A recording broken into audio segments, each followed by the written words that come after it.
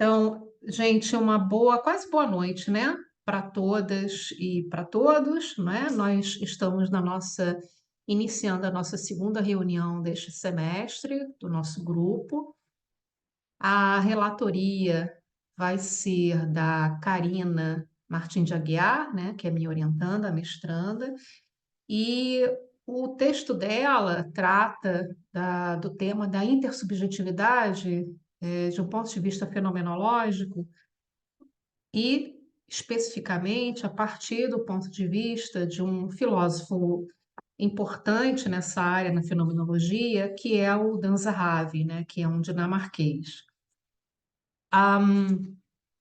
Então, como eu estava dizendo antes da gente iniciar a gravação, eu li esse texto e usei para um trabalho que eu estou fazendo sobre deficiência, Karina. E aí talvez fosse interessante se você compartilhasse esse texto aqui conosco, para a gente ir seguindo o texto, ou então a sua relatoria, mas enfim, se você puder compartilhar o texto, seria ótimo, que aí a gente vai lendo. Eu tô seguindo aqui um resumo que eu fiz, então não sei se eu compartilho isso, porque eu fiz de um jeito meio sujo, Tá, assim. tá bom. Aí, Deixa eu ver aqui então como é que a gente faz, porque eu não consigo. Deixa eu ver se eu consigo aqui dar uma reduzida nessa tela para eu abrir o meu próprio texto.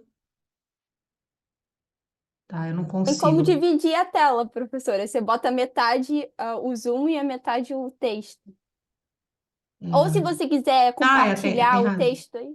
Não, tem razão. Vou fazer aqui. Acho que dá. Porque eu acho que eu também fiz anotações nesse texto e só tenho que achá-lo aqui. Se vocês me derem um minutinho.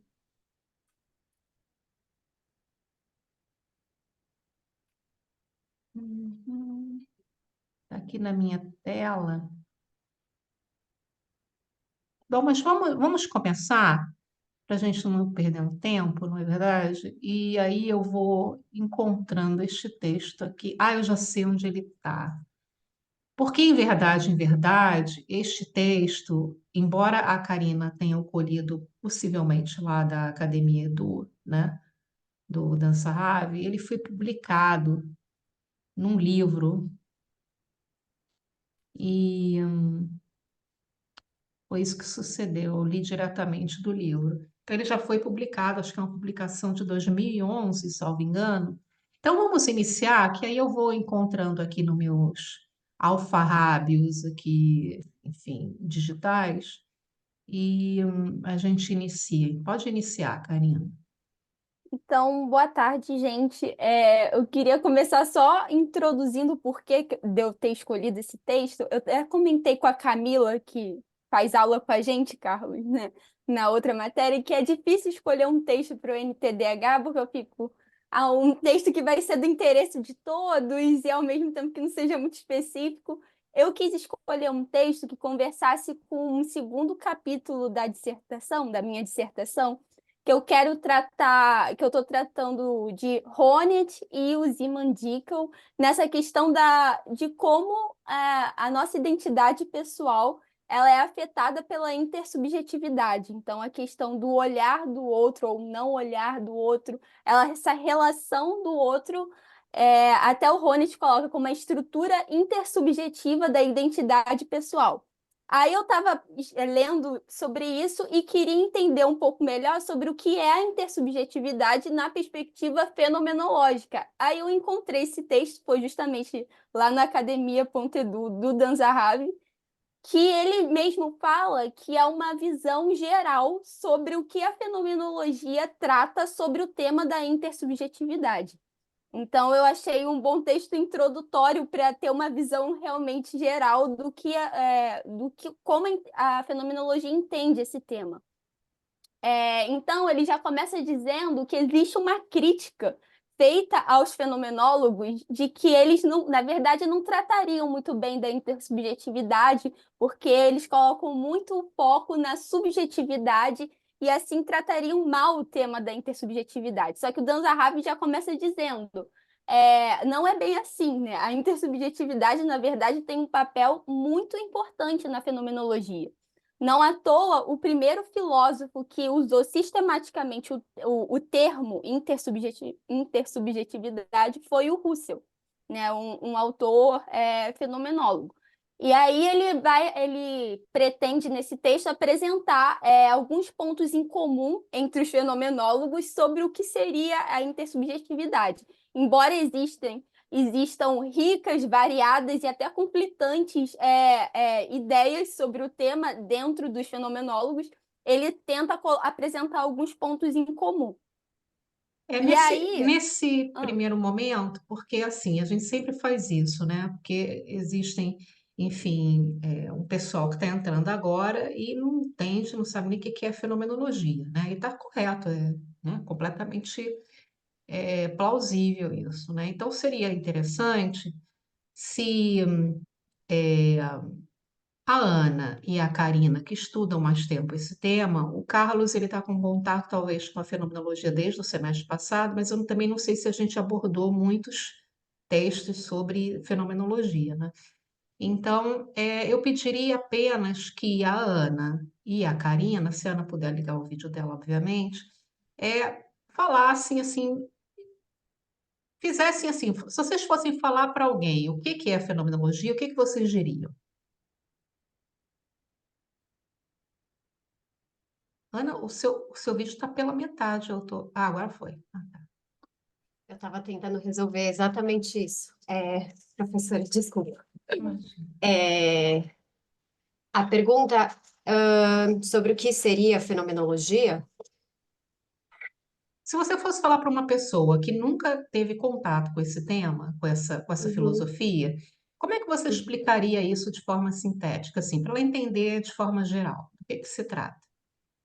Eu Numa acho que linguagem acessível, assim. numa linguagem assim acessível, eu acho que eu diria que é um modo de pensar o ser, um modo de pensar a existência, é um modo de fazer filosofia.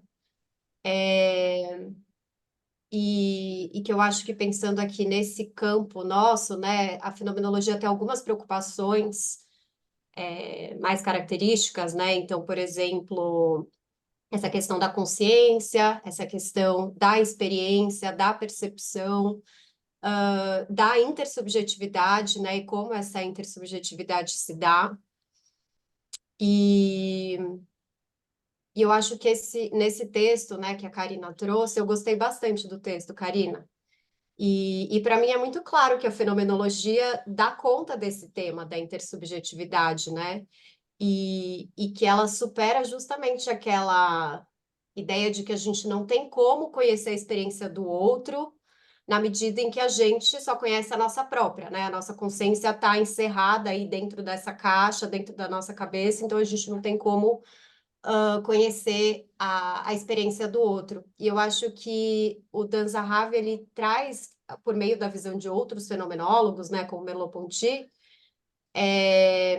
ou do Scheller mesmo, né, alguns modos como por meio por exemplo, da empatia, né, ou por meio da nossa, dessa ideia de embodiment, né, do nosso corpo, do modo como a gente experimenta o mundo pelo corpo, a gente experimenta a experiência do outro, não como nossa experiência, é uma experiência de uma alteridade, mas ainda assim como uma experiência, né? Então, achei um texto bem interessante. Não sei se eu consegui mais ou menos responder a pergunta, mas acho que eu E diria isso. você?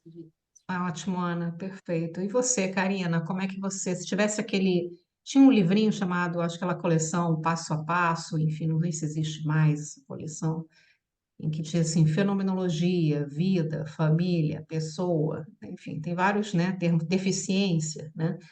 Então, aqueles livrinhos mais sintéticos, né? Eu acho que existe ainda essa coleção fabulosa, por sinal. E aí, como é que você definiria, assim, seu contato com a fenomenologia? Como é que você definiria fenomenologia? Ela se baseia em quê?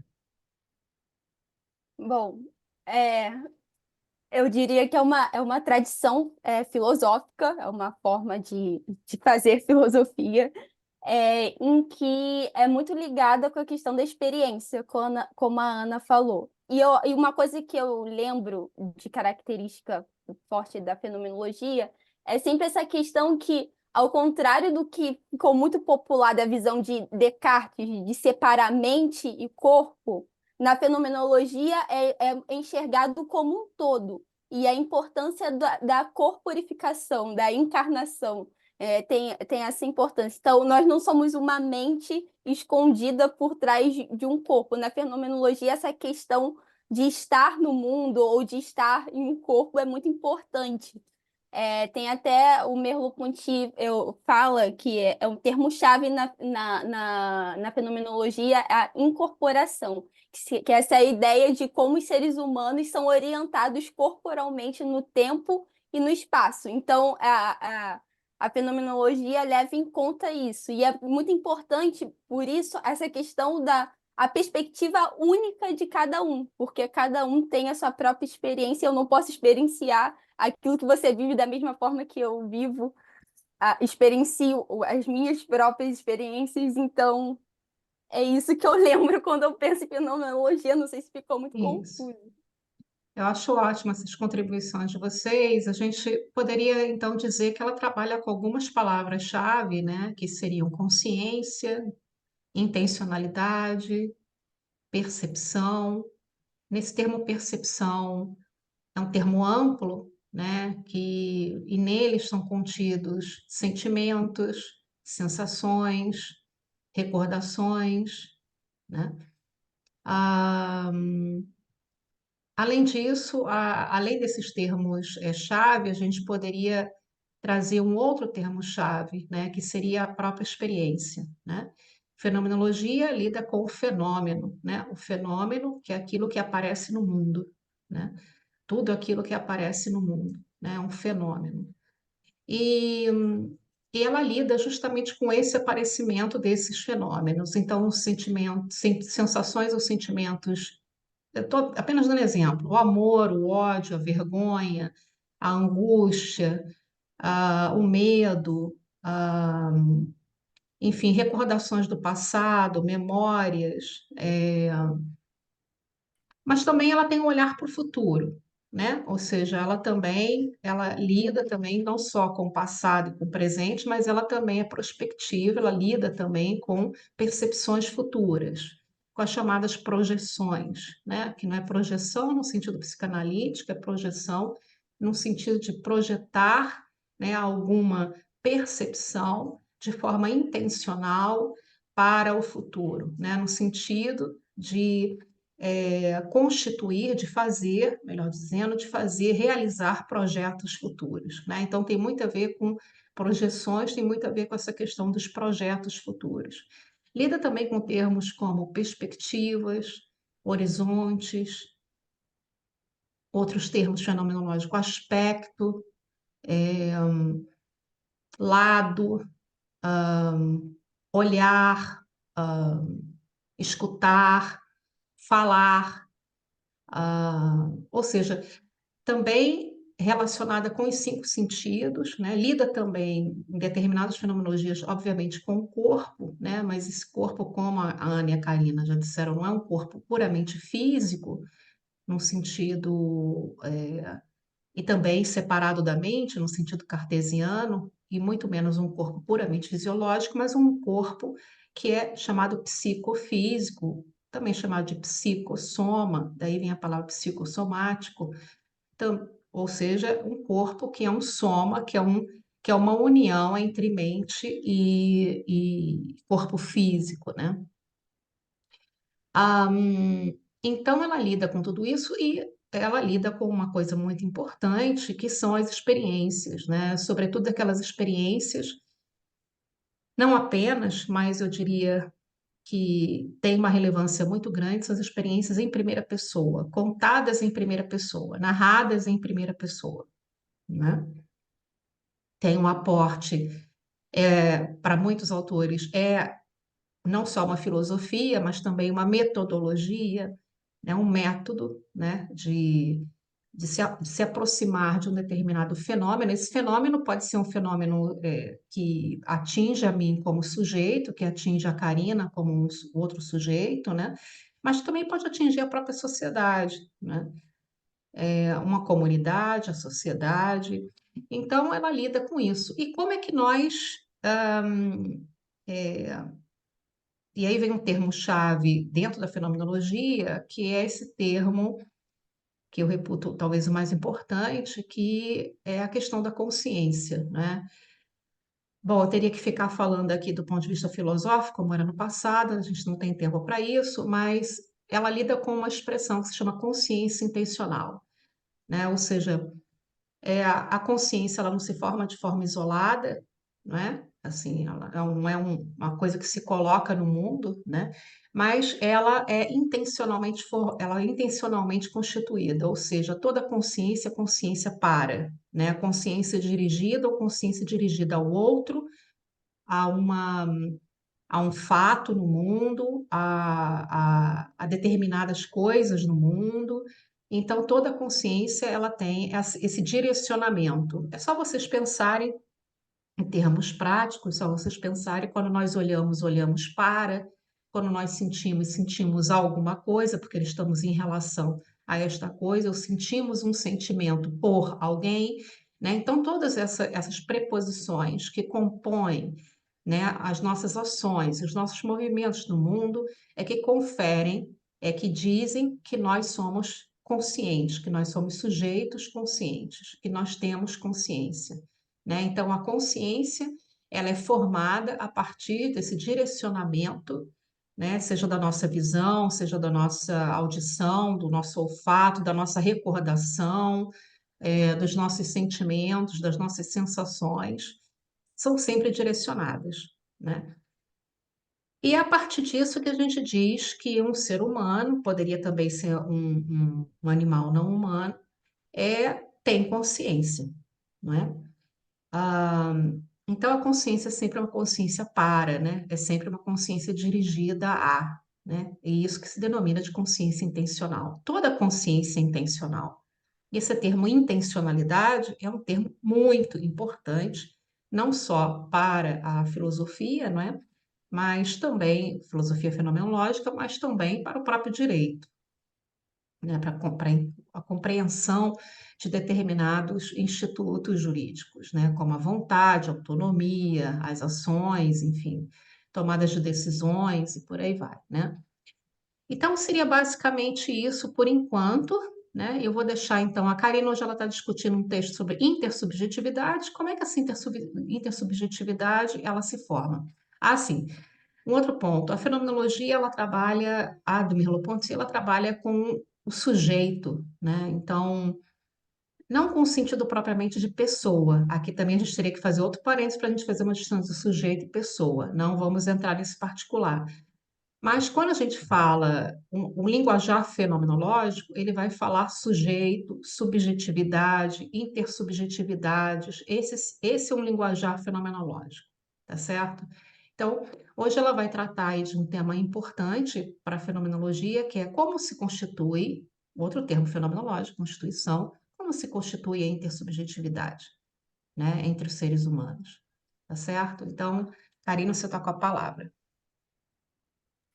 Bom, é isso que a professora estava falando. Muito obrigada, professora, por botar de modo mais, realmente mais acessível a todos. Porque até quando a gente pensa em filosofia, a senhora estava falando, estava pensando, a gente pensa em coisas mais abstratas, né? E o que me chama a atenção na fenomenologia é justamente trazer para esse mundo da vida, né? Sempre direcionar Outro para. termo fenomenológico, mundo da vida. Perfeito, isso. Então, exatamente isso. Então, seguindo no texto, ele separa em alguns pontos, e o primeiro é empatia e o argumento da analogia. Então, ele começa tratando do que é um ponto em comum dentro dos fenomenólogos, é a crítica ao argumento da analogia. Então, vamos ver o que é isso. Então, ele começa falando que um modo de tratar da intersubjetividade é enxergá-lo como um problema das outras mentes. Por que isso seria um problema? Porque a única mente que eu tenho um acesso direto é a minha. Eu posso diretamente ter acesso à minha mente, mas a mente do outro seria sempre algo mediado, mediado pelo comportamento corporal dos outros. Então, a única forma de eu acessar a mente das outras pessoas seria dessa forma mediada, através daquilo que eu vejo, daquilo que eu sinto, toco, cheiro. Não, e a única que é acesso direto é a minha própria. E aí surge a questão: como poderia a percepção do corpo de outra pessoa me fornecer informações sobre sua mente? Uma das formas de responder essa questão é com o argumento da analogia. E o que seria isso? Uma comparação entre minha experiência e a experiência observada no outro, em que eu projeto o que sinto no outro. Então, seria um tipo de inferência para melhor explicação, aquela que nos leva do comportamento público observado a uma causa mental oculta. Então, ele dá até um exemplo, para ficar mais claro, né? Se eu ganho um banho de água quente, eu vou gritar de dor, eu vou ter uma reação a isso, a essa ação que foi posta a mim. Então, se eu vejo alguém sendo banhado de água quente e gritando, então eu vou fazer uma associação na minha mente. Ele está sentindo dor. Porque eu, quando recebo essa ação, reajo dessa forma. Eu observo outro recebendo a mesma ação, então eu faço uma inferência. Ele está sentindo dor. Então, seria mais ou menos isso o argumento na analogia. Esse processo mental, intelectual, em que eu associo uma experiência própria a outra pessoa. Eu acho até semelhante ao que é comumente, o que as pessoas falam que é empatia, né? Que é você se colocar no lugar de outra pessoa, que as pessoas geralmente falam isso, né? Então, o argumento da analogia seria mais ou menos isso. E essa inferência não fornece um conhecimento certo sobre os outros, porque é uma inferência, é uma suposição. Eu estou deduzindo que ele está sentindo dor, mas não é certo aquilo porque, de acordo com esse argumento, eu não tenho acesso direto àquela experiência. E então, essa é outra característica. Pelo argumento da analogia, eu não tenho realmente a experiência da mente da outra pessoa. Eu estou só cognitivamente deduzindo algo. Então, mais ou menos, e seria mais ou menos isso o argumento da analogia. E aí, isso que os fenomenólogos criticam. O Dan Zahavi separa dois textos, um do Scheller e outro do Merleau-Ponty, para resumir essa crítica que os fenomenólogos fazem. Então, seria o seguinte: o argumento da analogia opta por uma definição cognitivamente muito exigente, que excluiria crianças e animais não humanos da capacidade de perceber o outro.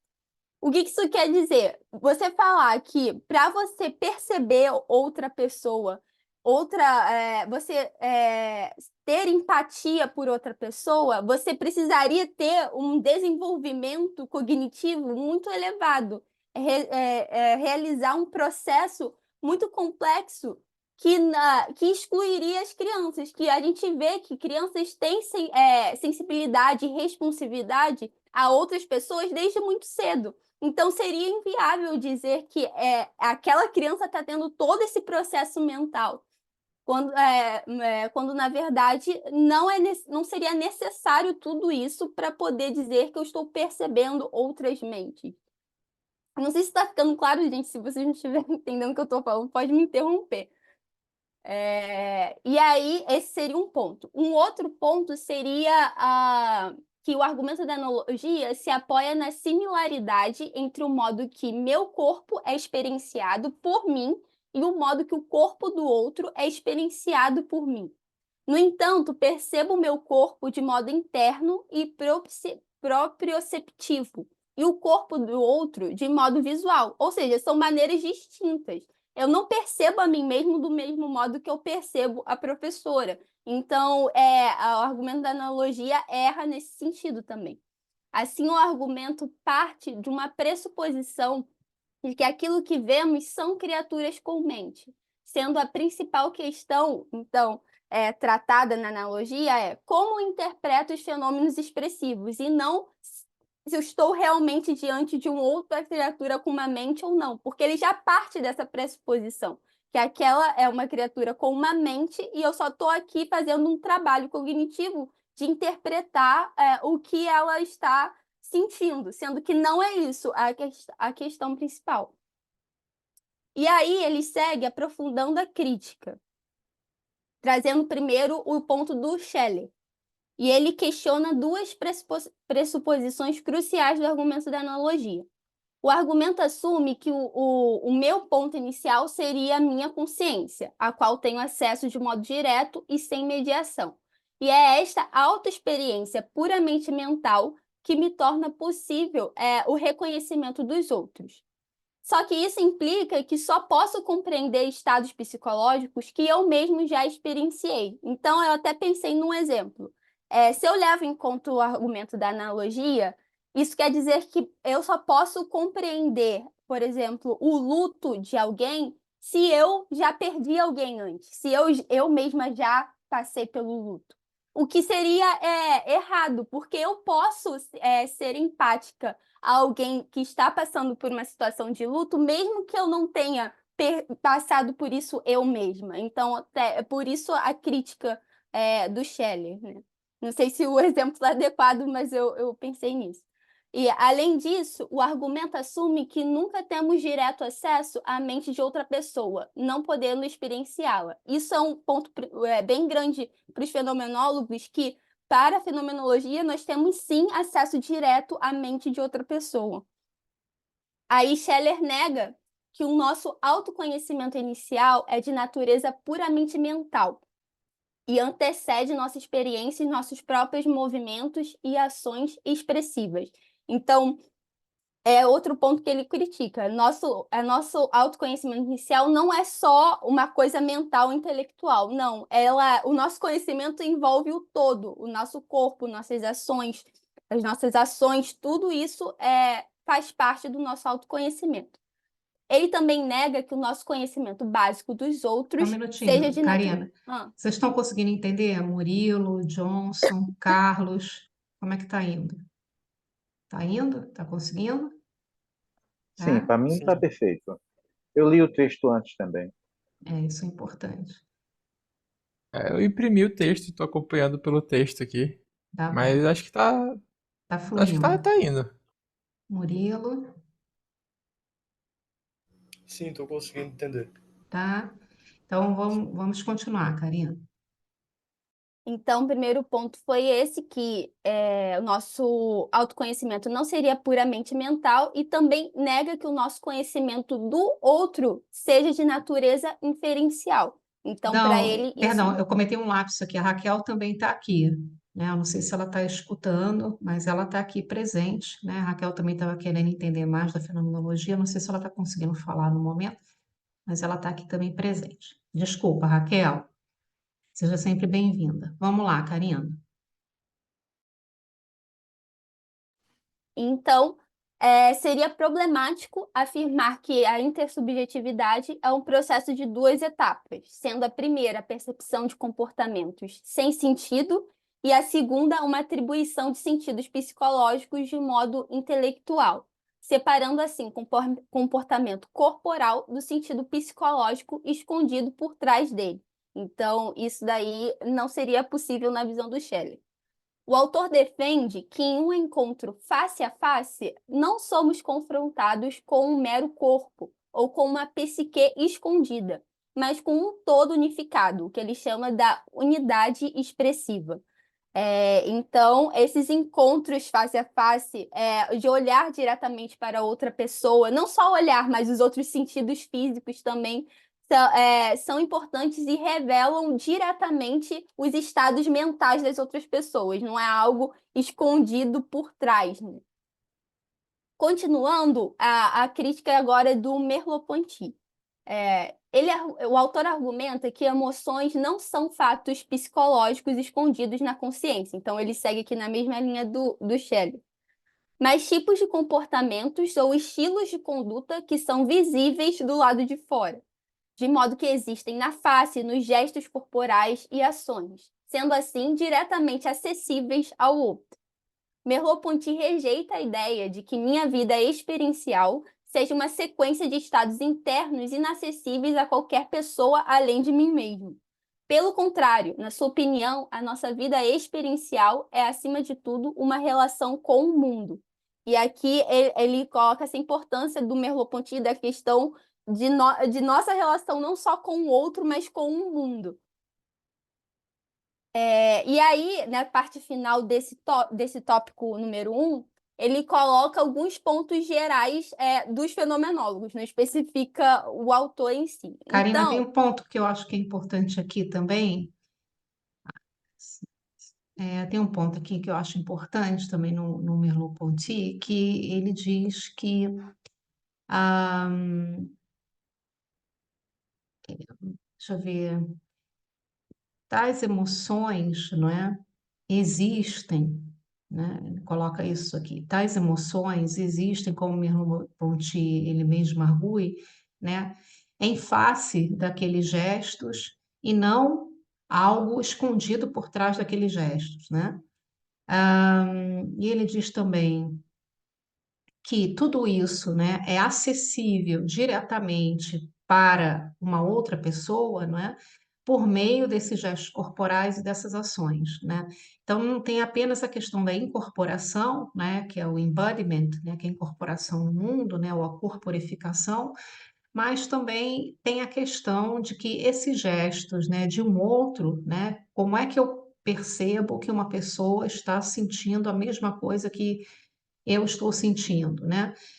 Por meio justamente dessa expressão corporal, essa expressão através dos gestos, né?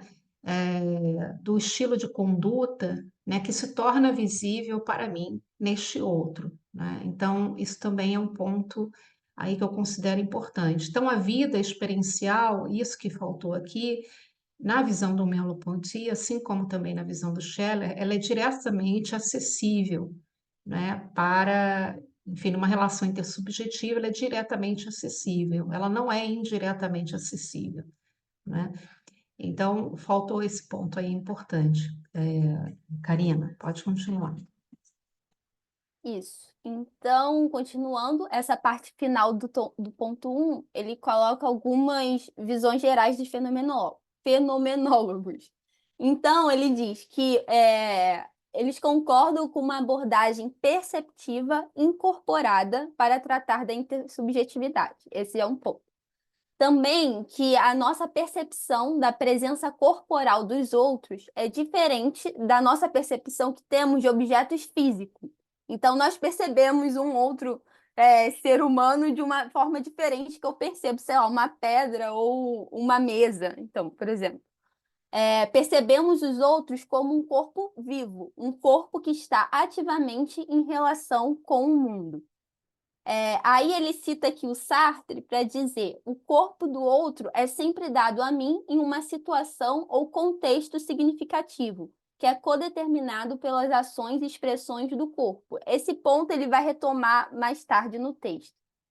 E também que a compreensão direta dos outros como seres intencionais envolve um modo distinto e sui generis de consciência chamado de empatia. Então, para a fenomenologia, empatia é isso, uma compreensão direta dos outros. Não essa coisa de, vou pensar como seria me colocar naquela situação, na situação do outro. Então, são coisas diferentes. Eu recomendo aqui Então, também nesse ponto, para quem quiser estudar empatia, né? Eu também recomendo um livro, é um livro fino, é a tese de doutorado da Edith Stein, né? Que é sobre empatia, né? Sobre o conceito de empatia. Também recomendo. Não é um livro eu li, não é um livro difícil e tal. Eu recomendo muito que vocês leiam para vocês entenderem o que é empatia, né? De um ponto de vista fenomenológico, né? depois você pode botar o nome da autora no grupo ou Boto, no boto, comentário. boto no Tá bom. comentário. Aí seria isso. Podemos experienciar os outros diretamente como seres com uma mente. Um ser cujos gestos corporais e ações são expressivos de suas experiências ou estados mentais. E aí a gente passa para o ponto 2, que é visibilidade e invisibilidade. Então, como concluímos no ponto anterior, Scheller defende uma visão de que somos empaticamente capazes de experienciar outras mentes, tanto que a teoria dele é chamada teoria perceptual de outras mentes. Aí o Dan Zahavi levanta a seguinte questão: mas será que realmente desfrutamos de um acesso tão direto à vida experiencial dos outros como temos a nossa? Ele está dizendo, a gente experiencia a vida dos outros da mesma maneira que a gente experiencia a nossa própria vida? É essa a questão que ele vai tratar nesse ponto. Aí ele vai usar o Russell para explicar esse ponto. Se quem quiser falar alguma coisa, pode falar. O Russell, então, para afirmar que as experiências dos outros nunca poderão ser dadas a mim da mesma forma original que as minhas próprias experiências. Então, ele já responde logo a pergunta. Desse modo, empatia é ao mesmo tempo semelhante e diferente da percepção. Esse é um ponto importante, né? Porque enquanto que para o Scheller e para o Merleau-Ponty as experiências do outro ou dos outros, melhor dizendo, do outro, né? Intersubjetividade, né? Dos outros, elas são diretamente acessíveis, né? Por meio do movimento, dos gestos, né? O Russell vai dizer que sim e não, né? Ele vai dizer, vai ficar ali entre, não, sim e não. Eu não tenho uma resposta, não diria que é sim, também não diria que é não, né? Então ele vai fazer esse tipo aí de ponderação e com base nele o Dan Zahavi vai discutir, tá? Então, vamos lá. Isso mesmo que a professora falou, que ele vai explicar que e não é. Então, é algo semelhante à nossa percepção de nós mesmos, no sentido que é direta, não é mediada e não é inferencial, não é algo intelectual que eu opero na minha mente.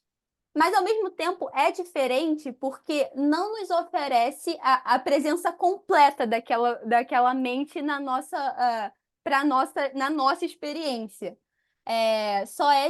Porque isso só é disponível para o próprio sujeito que viveu aquilo.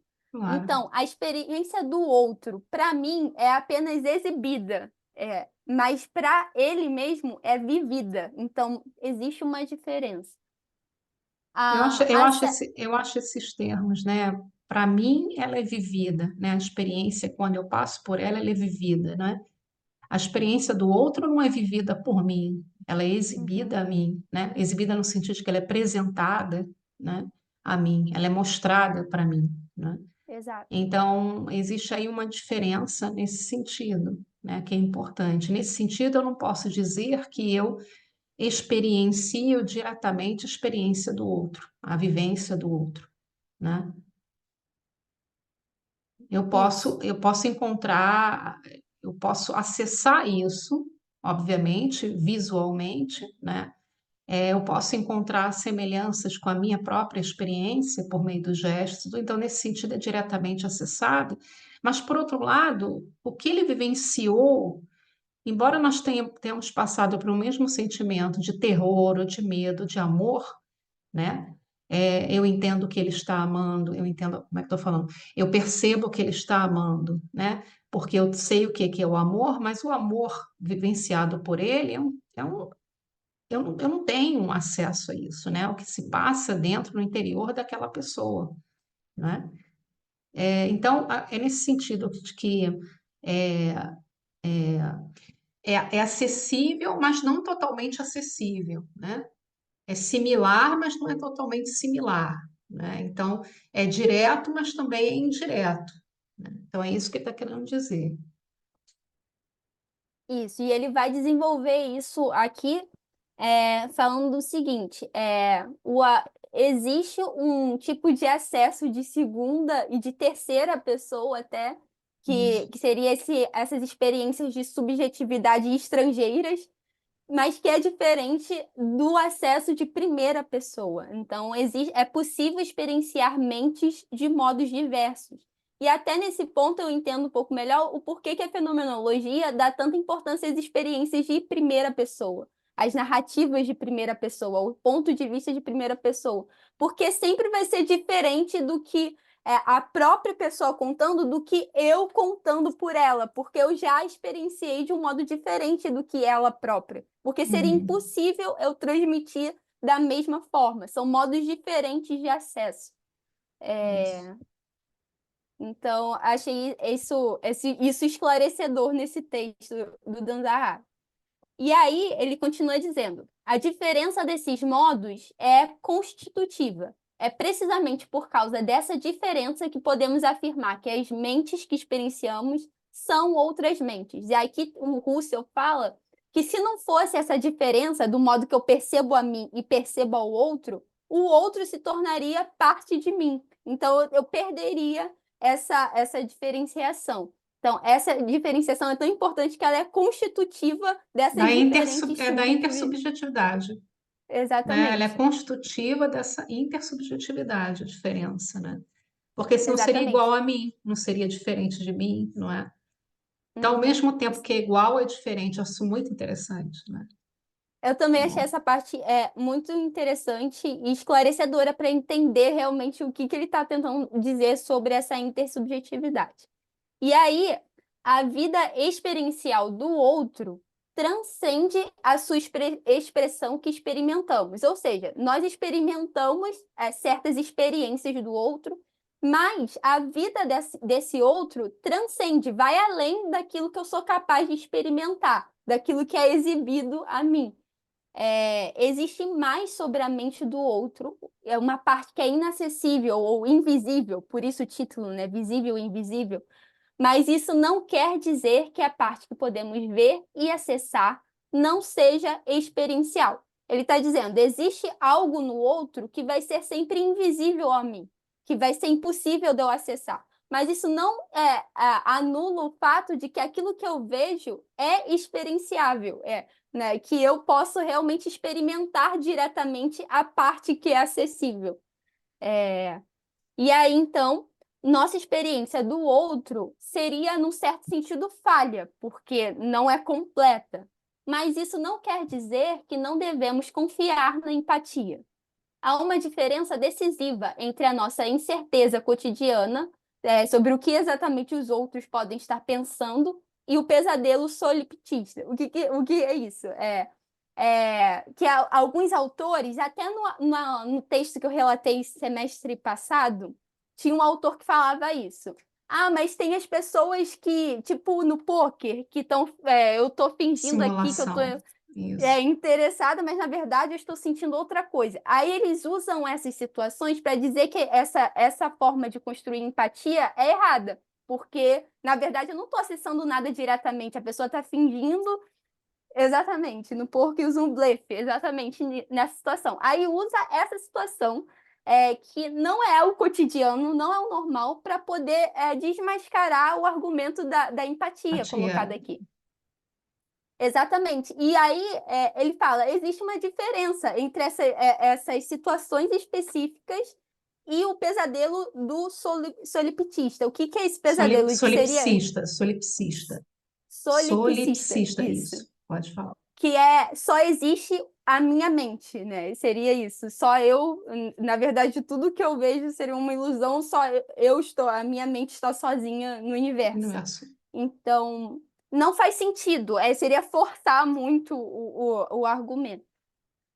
Então, embora possamos estar incertos sobre as crenças ou as intenções específicas dos outros, esta incerteza não nos faz questionar a sua própria existência. Então, se eu estou numa mesa de poker, a pessoa está se fingindo alguma coisa ali, isso não afeta o fato de eu ter certeza que eu estou me relacionando com um outro ser humano, com uma outra mente ali que está diretamente diante de mim. Então, é isso que ele está querendo dizer, eu acho aqui. Se alguém quiser comentar alguma coisa. Isso. Pessoal, tem alguma pergunta nesse ponto? Vocês gostariam de trazer em relação aos próprios estudos de vocês? Eu acho que nesse ponto a gente poderia. Você está em que página, Karina? Página o quê? Eu vou 8? eu vou pro 3 agora, ponto 3, que é Ah, tá. complicações Então tá lá. transcendentais. Tá, então tá. Então vamos parar aqui um pouquinho. Eu acho que seria interessante se você. se você pudesse recordar um pouco, por quê? Recordar um pouco o sentido de empatia, né? Que a gente aprendeu juntos aqui, né? Tivemos um relatório, foi um relatório seu, né? Do semestre passado, né? E foi também um texto do Dan Zahavi, né? E você já falou sobre a questão da diferenciação entre a empatia e simulação, né? Que eu acho que esse é um ponto aí importante, né? Porque a empatia, justamente do ponto de vista fenomenológico, ela é atacada, né? Por quê? Porque ela não consegue, segundo os seus críticos, né? Ela não faz uma diferenciação com relação à simulação, né? Eu acho isso importante. E se você pudesse falar um pouquinho desse texto do semestre passado, mas apenas assim, pouquíssimas palavras, muito breve, né? Não é nada para você entrar no texto, não. É só para falar sobre, só recordar sobre o que ele fala para a gente se situar aqui. Se a gente pudesse falar assim, o que que é empatia, né? Como é que você falaria? E a Ana também, porque a Ana já estudou esse tema, né? O que que é empatia de um ponto de vista fenomenológico? A gente Então, pode um ponto muito importante é justamente essa questão de ser algo direto, né? Essa percepção direta que eu tenho no corpo, nos gestos, na ação dos outros, que eu posso diretamente experienciar. Então, poderia dizer que é uma capacidade de experimentar o comportamento do outro como expressivo da sua mente, diria assim. Então, eu posso experienciar juntamente a outra pessoa seus estados mentais. Não é algo distante a mim ou que eu tenho que pensar como que ele está se sentindo. Não, é algo que eu posso acessar diretamente. E, resumidamente, aquele texto, eu acho que esse que eu estou relatando hoje é até anterior àquele outro, porque aquele texto que eu relatei semestre passado é um outro autor criticando a isso, visão fenomenológica isso, da empatia, que isso, ele defende muito a teoria da mente ou a teoria-teoria, isso, isso, que é teoria da mente, justamente é, que ele é justamente baseado muito nesse argumento da analogia, de que existe até uma questão biológica, que temos neurônios espelhos na nossa mente isso, que nos fazem compreender o estado mental do outro. Então, seria muito ligado a essa questão dessa capacidade cognitiva. E aí é uma resposta que o Dan Zahavi dá a esse autor, falando o porquê que ele defende. Então, até essa questão do poker que eu citei aqui foi uma das respostas que o Dan Zahavi deu. Aí ele fala, você quer pegar uma situação que é uma exceção e aplicar como se fosse a regra. a Então, generalização, né? exato.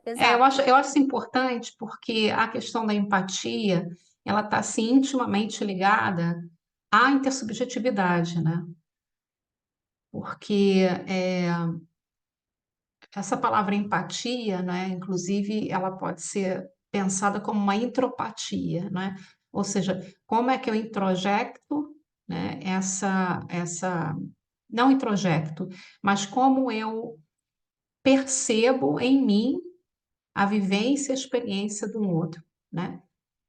Então, como é que eu acesso isso de forma direta? Eu acho que essa questão de acessar de forma direta, ela toca não só a empatia, mas também a própria intersubjetividade, né?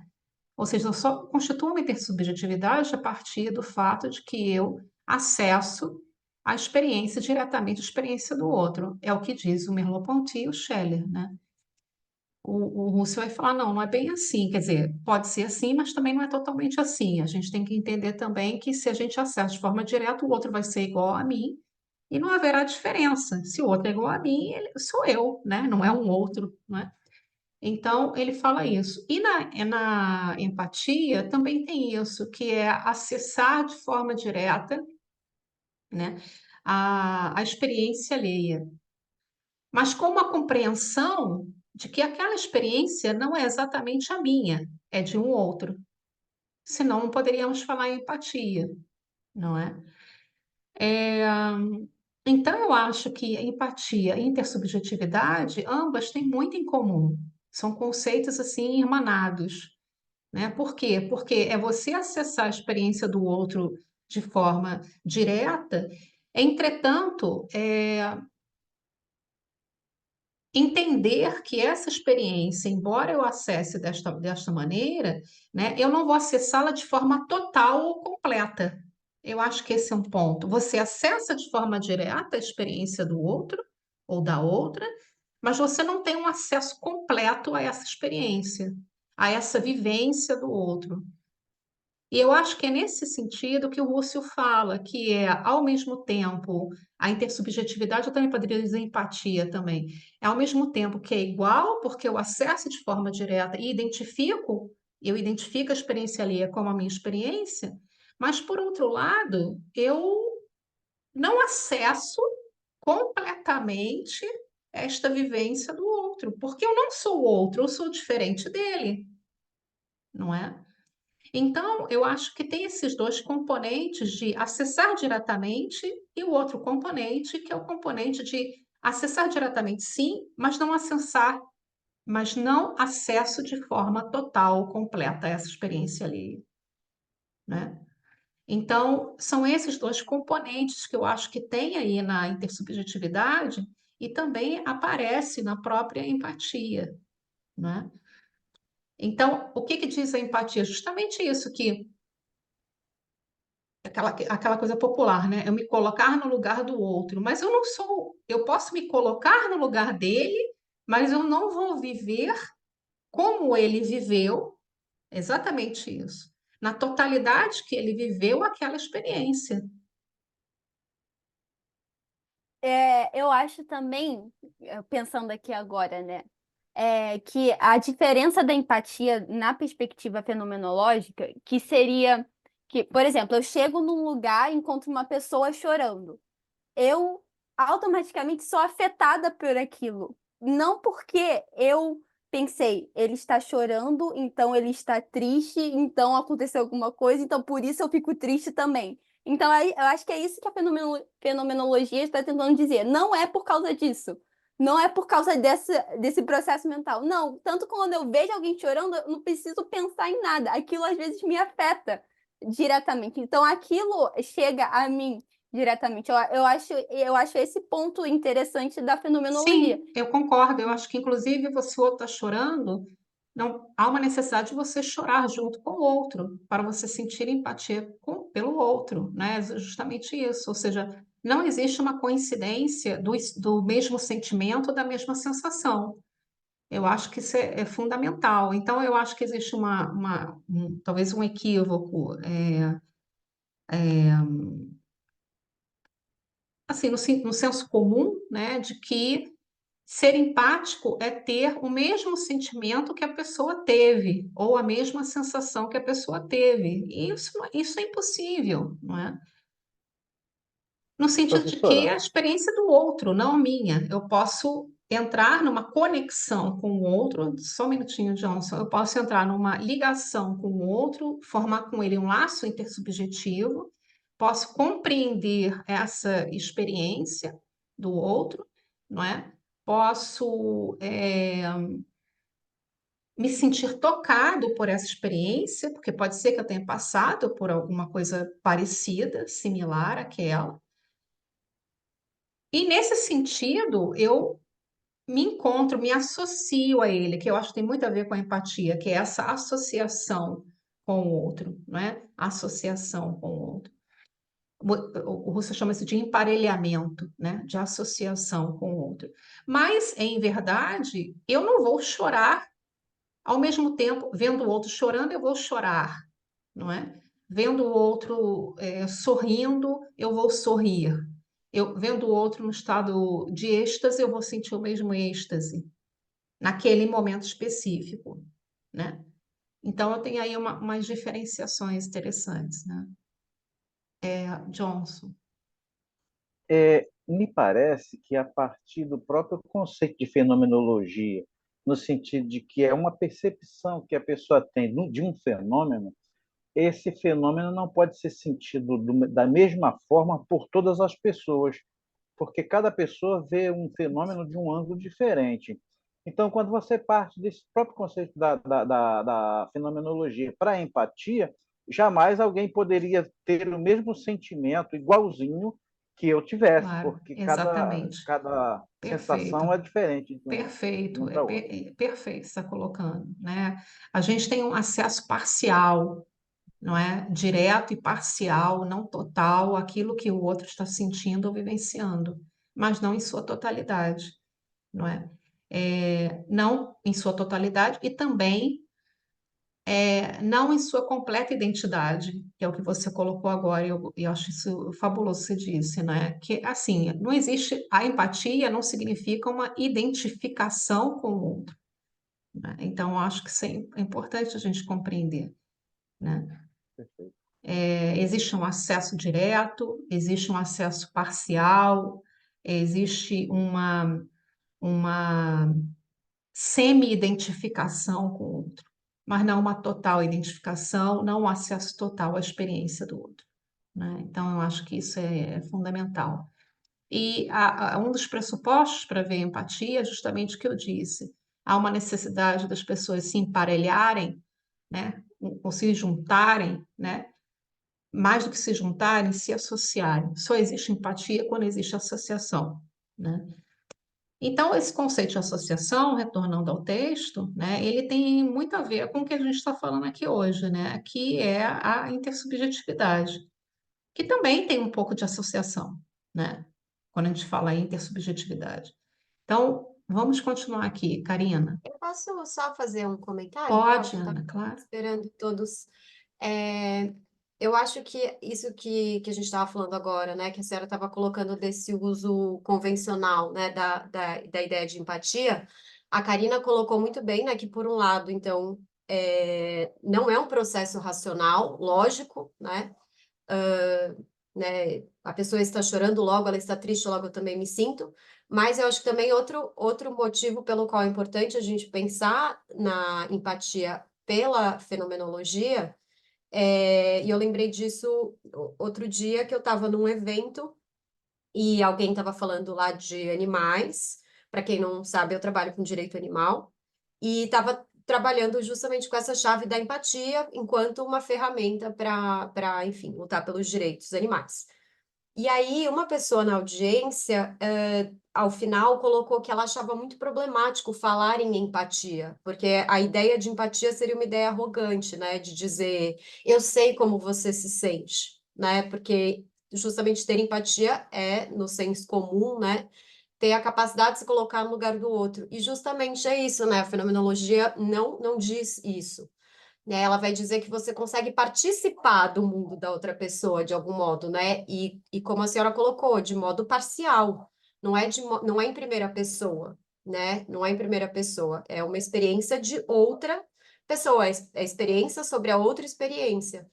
E aí eu acho que eu vou falar mais disso também na semana que vem, que é a minha relatoria, e vai ser sobre empatia na visão do Deval, né? E na visão do Deval no contexto da etologia, né? No estudo do comportamento animal, para quem não conhece.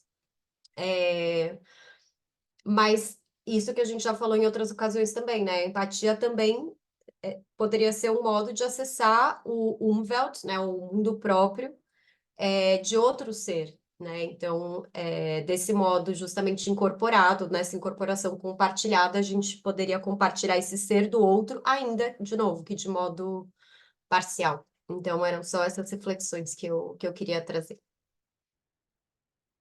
Excelente, Ana. Vamos ficar atentas aí ao que também o Deval diz nesse texto, né? Vamos comentá-lo também, né? Acho muito importante. Então, vamos retornar esse texto, Karina, para a gente continuá-lo. Então, a gente falando de intersubjetividade e empatia, dois termos que literalmente se associam, né? E não pode viver sem o outro quando a gente fala em fenomenologia, né? Tá bom. Então, vamos lá. Então, a gente vai agora para o ponto 3, que é complicações transcendentais. E, assim, na minha opinião, já foi o ponto mais complicado do texto. Então, se eu passar aqui alguma coisa errada, você me avisa, professora, eu vou tentar colocar o que eu entendi desse ponto. Então, esse ponto são as reservas do Russell sobre a noção de empatia do Scheller. Então, continua aqui com o Russell, do que o Russell achou dessa teoria do Scheller. Então, o Russell argumentou que não se deveria tomar a empatia como um fato primitivo e inanalisável, mas que, como filósofo, deveria se empenhar em fazer uma clarificação transcendental do termo. O autor está especialmente interessado em revelar características temporais e corporais do sujeito constituinte que lhe permitiram interagir e reconhecer outros corpos como subjetividades estranhas incorporadas. A ideia de que a autoexperiência corporal contém uma interação entre a ipseidade e a alteridade e que o confronto com a própria exterioridade é crucial para a empatia. Então, o que o Russell está dizendo?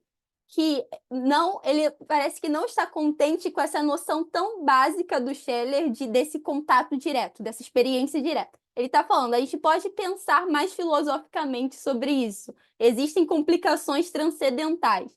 E aqui, quando ele coloca que existe a experiência corporal, ela é constituída nessa interação de ipseidade e alteridade. Então, o que seria isso? Ipseidade é aquilo que faz com que eu seja eu mesmo, e a alteridade é aquilo que faz do outro ser o outro. Então, existe uma interação entre esses dois elementos. Eu acho importante dizer aqui essa preocupação transcendental do Russell. Eu acho que uma das preocupações dele é justamente conferir à intersubjetividade uma validade que seja universalizável, né? Que crie um tipo também de verdade nisso, né? Porque senão, na visão dele, essas experiências puramente concretas, né, elas seriam muito básicas para a gente provar e comprovar, né, que intersubjetividade existe e está no mundo, não é? Então, eu acho que tem essa preocupação, por isso que ele tenta trazer um aporte, uma abordagem transcendental para conferir a esse pensamento validade, né? Validade e universalidade a isso, né? Tratar isso como uma verdade que seja válida para todos os seres humanos e, né, em todas as relações. Senão, a gente não poderia falar em intersubjetividade, né? Seria talvez intersubjetividade para mim e para você, Karina, mas poderia não ser intersubjetividade para preciso nem ir muito longe para o porteiro aqui do outro prédio e para a esposa dele, entendeu? Ou para um aluno meu na faculdade e uma aluna na faculdade, né? Então, o termo, acho que ele está querendo trazer uma validade, né, para esse termo intersubjetividade. O que é isso? Como poderíamos definir isso de tal forma que valeria para todos os seres humanos, né? Vamos lá. Exatamente, professora. Até coloquei aqui que o Russell insistiu que o Scheller, ao se concentrar nessa experiência concreta dos outros, ignorou a dimensão verdadeiramente transcendental do problema, que seria o fato de a intersubjetividade estar envolvida na própria constituição da objetividade. Então, a possibilidade de uma elucidação transcendental da subjetividade e do mundo é perdida se seguirmos a tradição kantiana de interpretar a subjetividade transcendental como um ego isolado, e assim ignorarmos o tópico da intersubjetividade transcendental. E aí ele vai explicar mais o que ele quer dizer com essa questão do ego isolado e Kant, no trecho em que ele fala que o Russell desenvolve uma filosofia transcendental sociológica. E aí o desenvolvimento da fenomenologia implica necessariamente a passagem de uma fenomenologia egológica para uma fenomenologia sociológica transcendental, tendo referência a uma multiplicidade manifesta de sujeitos conscientes comunicando-se uns com os outros. Então, eu acho que tá sem áudio, professor. ponto aí interessantíssimo, né? Então, essa palavra egológico, sociológico, né? A gente tem aí duas palavras importantes, né? Por quê? Porque ele está tentando dizer, né, que o ego, ele não é um ego isolado, a gente não está, ele não está aí bebendo nessa fonte kantiana, mas ele está dizendo que o- os egos, eles estão associados, não é? Eles estão associados por meio da comunicação, né? E é justamente isso o que a gente pode, talvez, interpretando Russell, a gente pode talvez transformar uma visão egológica em uma visão sociológica, não é? Então ele tenta mostrar, de um ponto de vista transcendental, né, como a intersubjetividade ela tem um cunho não puramente egológico, né, mas e sobretudo sociológico, né? Então, é isso que ele está querendo aqui trazer nesse texto, Karina. Aí ele continua dizendo: uma discussão fenomenológica da subjetividade acaba sendo uma discussão não simplesmente do eu, mas do nós.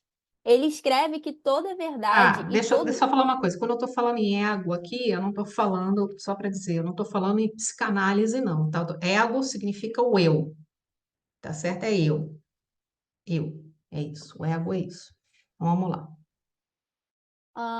Não, então, não simplesmente desse eu, mas de um nós.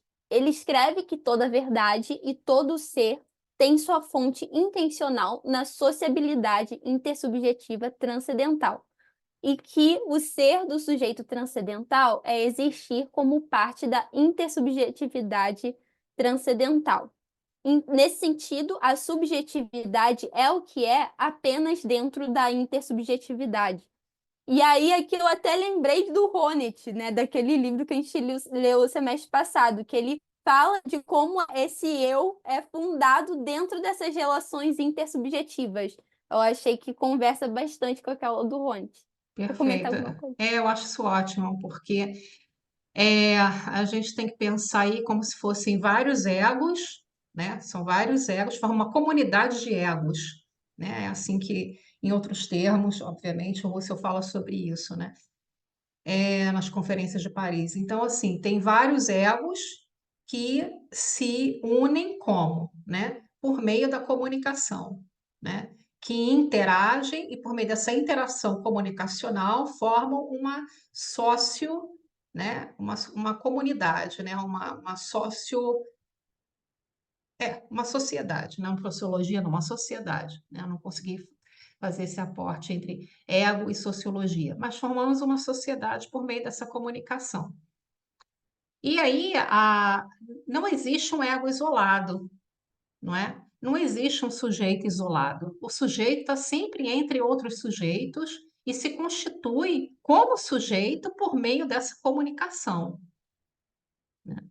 Por meio dessa interação com o outro, com os outros, dentro desse mundo da vida, desse mundo concreto, dentro de uma sociedade específica, conforme vocês queiram.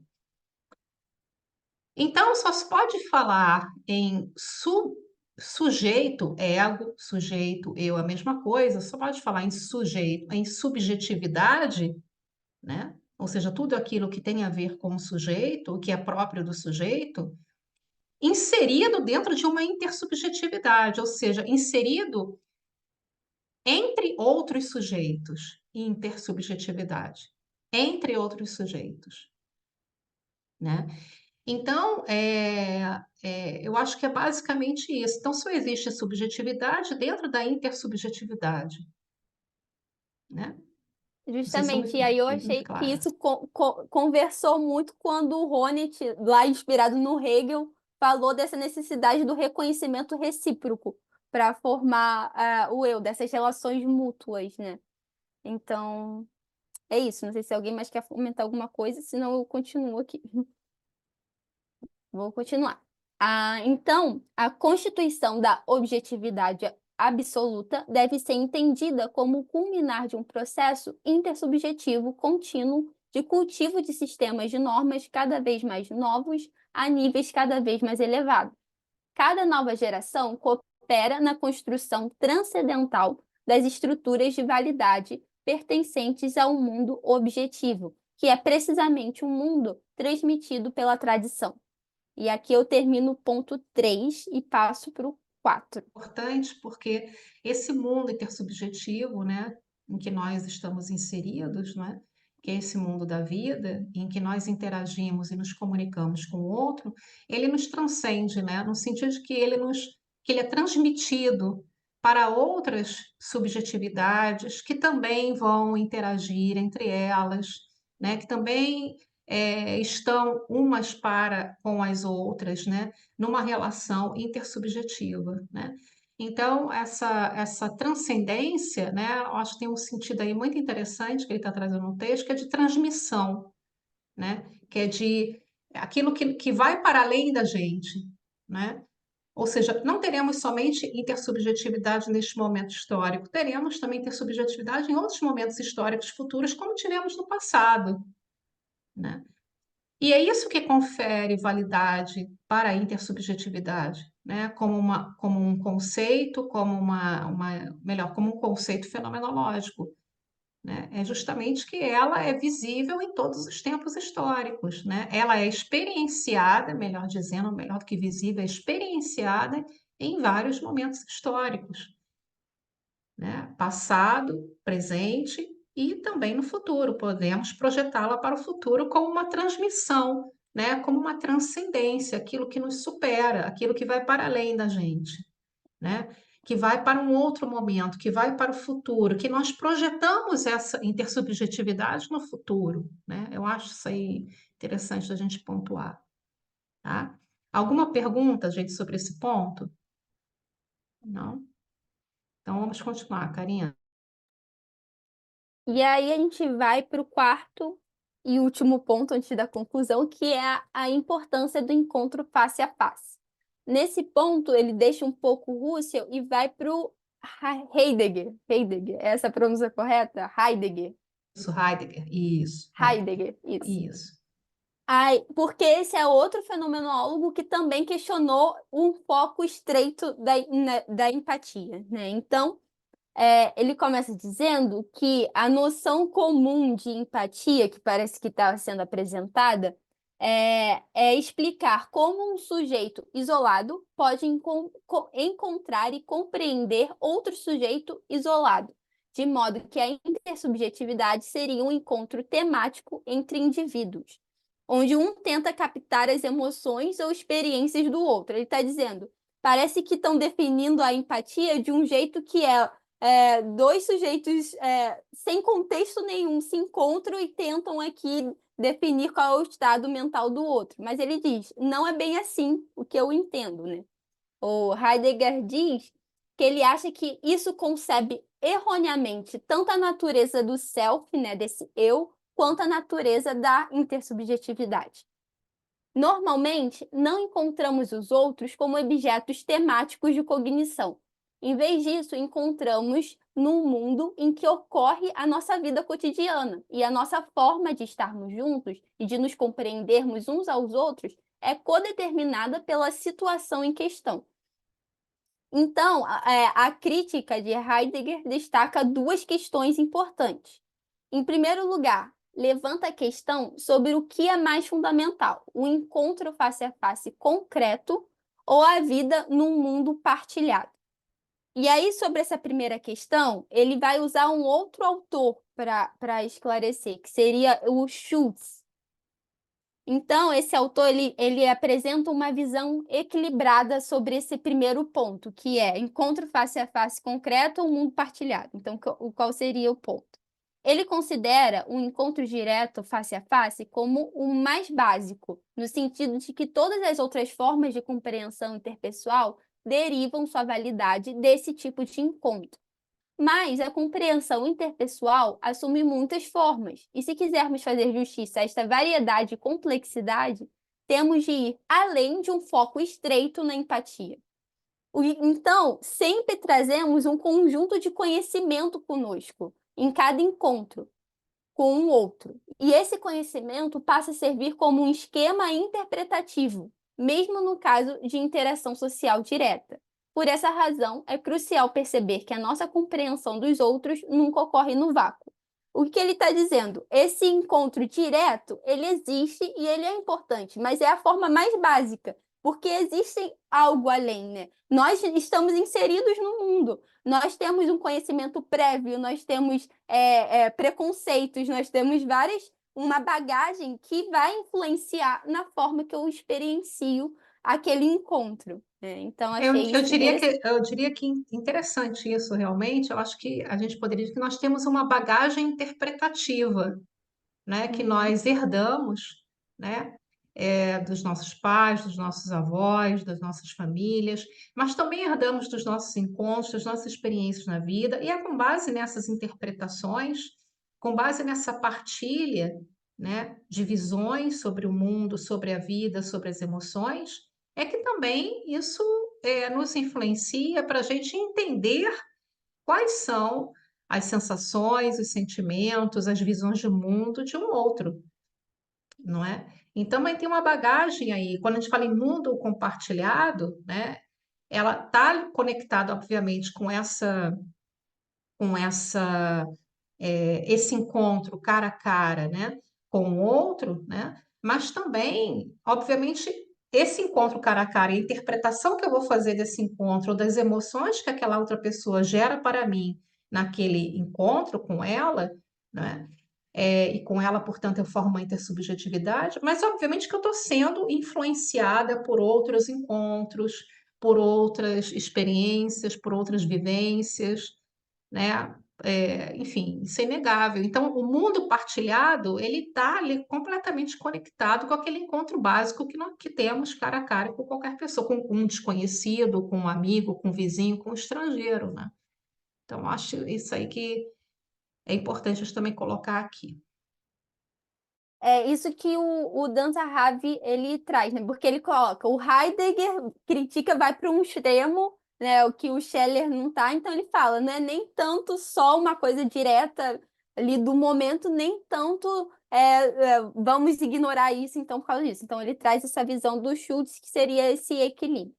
E aí a gente parte para o segundo ponto que o Heidegger critica, que é o seguinte: ele aponta a questão de saber se a solução para o problema das outras mentes requer uma ênfase ou uma eliminação da diferença entre o eu e o outro. Então, é outro ponto que o Heidegger coloca. Eu e o outro temos que diferenciar ou aproximar. Então, é outro ponto de discussão. E aí, nesse ponto de discussão, o Dan Zahavi traz o Sartre e o Levinas, na verdade. Então, é o seguinte que eles colocam. O encontro e o confronto com... Para o Sartre, a intersubjetividade se trata de um encontro e confronto com uma alteridade radical. O destaque que Sartre dá à alteridade é a transcendência do outro, foi posteriormente radicalizado por Levinas, que argumentou que um encontro autêntico com o outro é um encontro com uma exterioridade inefável. É um encontro que tem o caráter de uma visitação ou de uma revelação. Então, tanto para Levinas quanto para Sartre, uma abordagem da intersubjetividade falhará se tentar eliminar a diferença entre o eu e o outro. Então, para esses dois autores, é importante enfatizar essa diferença. Aí o Dan Zahavi coloca, para esses autores é isso, mas, por exemplo, para o Merleau-Ponty não é bem assim, porque essa crítica poderia chegar no Merleau-Ponty. E o que Merleau-Ponty fala?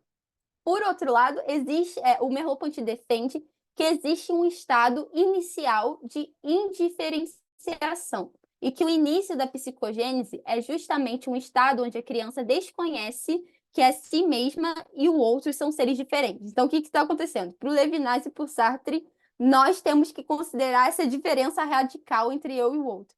Mas para o Merleau-Ponty, na verdade, existiu previamente um estado de que eu não sou exatamente eu e eu não me diferencio exatamente do outro. E isso me lembrou até de novo do Honneth, que ele fala, ele usa um psicólogo, não sei se Isso. foi o Winnicott. Não, o é o Midi, psicanalista, Winnicott, Winnicott. isso. Esse, ele fala que a criança tem um estado que ele não sabe quem é ele, quem é a mãe. Então, existe essa ligação dos dois, né? Que só com o passar do tempo, com as relações de reconhecimento indo acontecendo, que eu vou me dividindo. Então, me lembrou muito isso também. Vou me Então, para o Merleau-Ponty, diferenciando, né, da mãe, né? exatamente. Vou me tornando um eu, não um nós, né? Então, para o Merleau-Ponty existe esse estado de unificação diferente dos outros dois autores. Então, em suma, alguns afirmaram que a única maneira de resolver o problema da intersubjetividade e evitar o solipsismo é conceber a diferença entre o eu e o outro como uma diferença derivada que surge de uma vida anônima indiferenciada, que é a visão do Merleau-Ponty. Existe uma vida anônima indiferenciada e a partir disso eu formo a diferença. Não sei se a professora quer comentar Isso, alguma ele está coisa. falando mais, eu acho que Merleau-Ponty ele dá uma visão filosófica, psicológica, psicanalítica para isso, né? Ou seja, ele vai dizer que no início da intersubjetividade, né? No início, ou na origem da intersubjetividade, o sentido de subjetividade, partindo das experiências humanas, né? Nós temos essa relação entre a mãe e o bebê, né? Isso a gente também vê na psicanálise, em Winnicott, enfim, Lacan também a gente vê isso, né? Vocês viram isso, a Karina viu isso lá um pouquinho no Honneth também, né? Então, existe esse estágio de indiferenciação, né? A indiferenciação é um elemento também da intersubjetividade, para formar, para se constituir a intersubjetividade, ponto número um. Enquanto para esses outros dois autores, Sartre e Levinas, né? A intersubjetividade, ela pressupõe uma diferenciação, não é? Então, existem aí esses três autores, né, com visões, né, os dois primeiros, Sartre e Levinas, mais uma vez, com uma visão, enfim, não parecida, porque são diferentes, são filosofias diferentes, mas que levam a esse termo, né, que é a diferença como constituidora da intersubjetividade, enquanto que para o Merleau-Ponty a indiferença, melhor dizendo, a indiferenciação, não indiferença, indiferenciação, essa massa, né, que a gente não distingue a mãe do bebê, né, a mãe do bebê dos primeiros meses de vida, o bebê não se distingue da mãe, é uma totalidade, e então existe uma indiferenciação originária nas relações humanas, né? E ele vai ter como aporte não só a filosofia, mas também a psicanálise nesse ponto, né? Eu acho que isso aí é importante a gente pontuar, né? Não esquecendo que Merleau-Ponty foi muito amigo de Lacan, né? Que é um discípulo de Freud, né? E ele dialogou também com Freud. Então, tem esse aporte aí também psicanalítico, psicológico na filosofia do Merleau-Ponty, tá?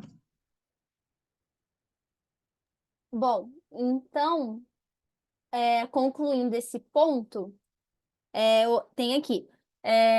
Para o Sartre e para o Levinas, falar de um anonimato fundamental anterior a qualquer distinção entre o eu e o outro nos afastaria da compreensão da intersubjetividade como uma relação entre subjetividades.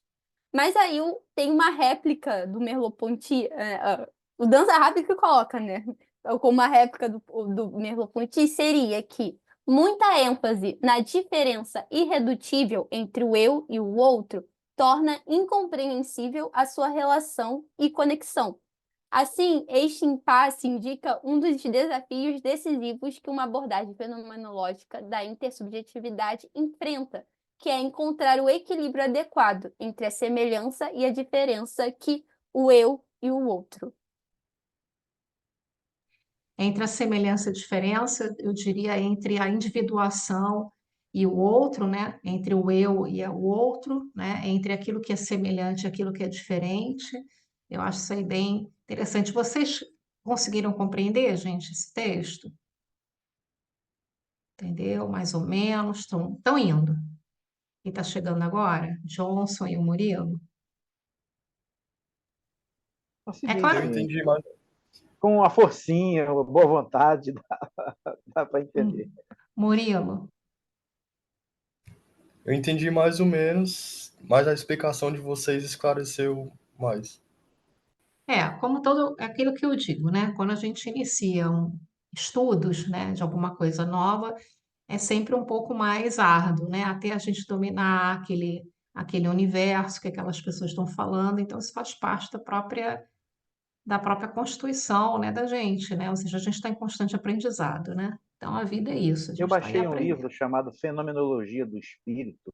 Esse sim é Hum, difícil de entender, viu? esse é do Hegel, né? Não é, Hegel, esse não é exatamente o que a gente está seguindo aqui, embora a gente tenha converse também um pouco com ele em algumas disciplinas, mas a gente está seguindo uma fenomenologia do final do século XIX e início do século XX, até, até 1950, 1970, vamos colocar assim, né? É esse tipo de fenomenologia que a gente está seguindo, né? Então, ela vem lá de Russell, Merleau-Ponty, Sartre, Heidegger, esses autores aí que a gente está, né, conversando com eles. Sobretudo, a gente conversa muito com Merleau-Ponty, que foi um autor, né, do início do século XX, faleceu precocemente em 1962, né? Então, a gente dialoga muito com ele. Então, lá ao século XIX, tal, a gente trata por intermédio de autores contemporâneos, como, por exemplo, a Karina citou o Honneth, né, o Axel Honneth, né, que tem um livro chamado Luta por Reconhecimento, em que ele bebe lá na fonte de Hegel, é por isso que ela trouxe Hegel aqui, né, para falar sobre reconhecimento. Mas, devagar, a gente vai chegando lá nesses autores, né, da fenomenologia que a gente vai trabalhando. A gente geralmente trabalha um texto, 2 textos por semestre, né, sobre fenomenologia, e a gente vai sempre trazendo essas expressões, esses termos, quais são os cânones dessa filosofia, para vocês se inteirando, e aí vai se tornando mais fácil, conforme vocês forem lendo, a gente vai tentando traduzir aqui, discutir, e vai se tornando cada vez mais fácil, entre aspas, né? Porque nada é fácil, mas assim, a gente vai, né? Vai se tornando palatável, isso que eu quero dizer. introjetando. Introjetando, isso. É um linguajar, né? Muito bem. Então, Ana, gostaria de falar alguma coisa? Karina, para a gente finalizar.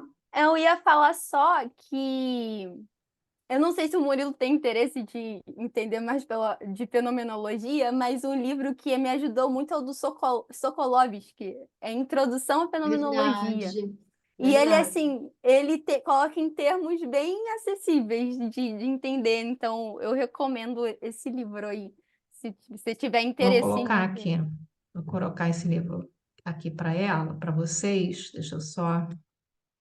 Ele tem tradução em português.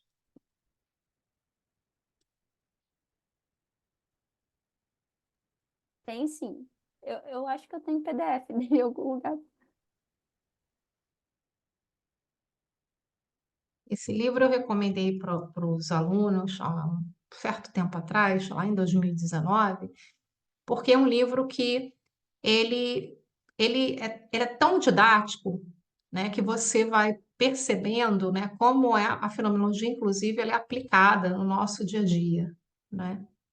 Então, não é alguma coisa... Também tem um livro do Dan Sarravi, Fenomenologia para Principiantes, também, que é que está em português também,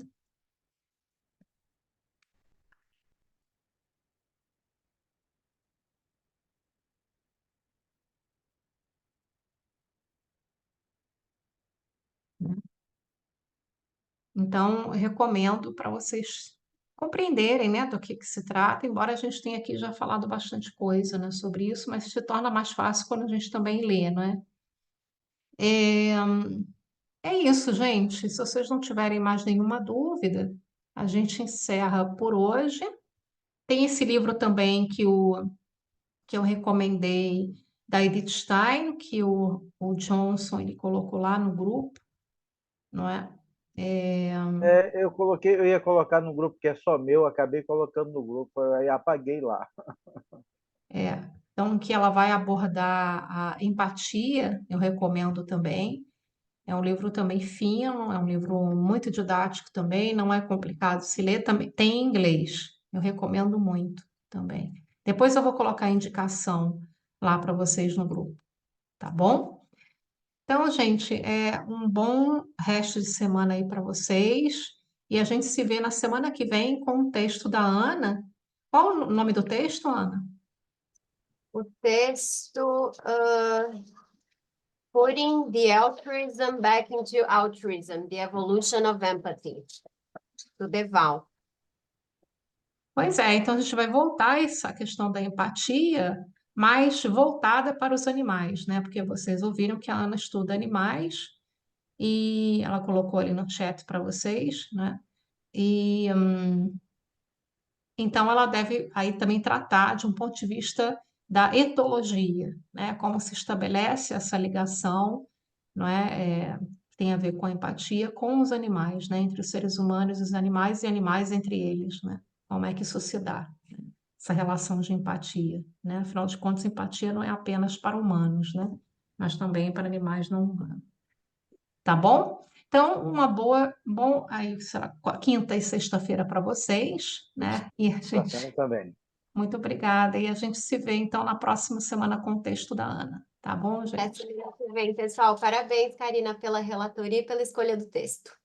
Maravilha, parabéns, Karina, também. Tchau, tchau. Tchau.